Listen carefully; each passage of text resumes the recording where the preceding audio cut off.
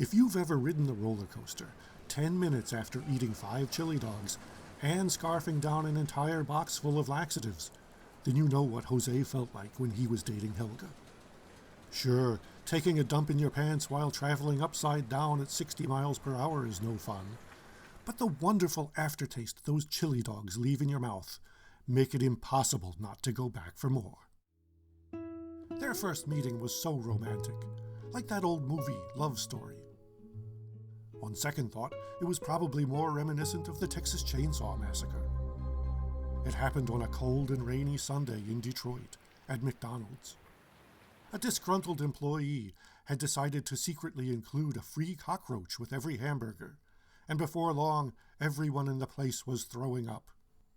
And then the alligators came in. Some damn fool who lived in the neighborhood had been raising them since they were just little lizards, and on this day he decided to take them out for a milkshake. Of course, what they were really interested in was human flesh, and they got plenty of it. Meanwhile, over in one corner of the restaurant, Helga was projectile vomiting, and with one particularly strong blast, she managed to splash Jose right in the face, catching him in mid-yawn. Intrigued, he asked for her phone number. A week later, they went out on their first date together. Ah, it was glorious. The wine, the music, the gunfire. Well, what do you expect at a rap concert? Later that night they had sex. It lasted all of 2 minutes. Helga finished first and abruptly ran off into the distance, cackling like a maniac. This left Jose seething with anger. He felt so used. How dare she achieve satisfaction before him? Indeed, how was such a thing even possible, given the ineptitude of his love-making technique, a technique that had left so many women unsatisfied in the past? And so, at that moment, he swore he would get revenge on her. For weeks, Jose plotted and planned. He developed complicated schemes and devious devices, including the patented Sex-O-Matic, which he later sold to Ronco for a considerable sum of money, all designed to lure Helga back into his bed, where he was confident that this time he would finish first. And at last the time came when they were together in bed again. They writhed around passionately, and after almost 30 seconds, Helga was finished again.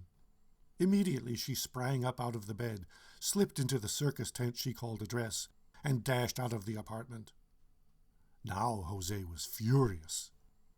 Over the next few months, he lured her to bed at least 100 more times, but always with the same result.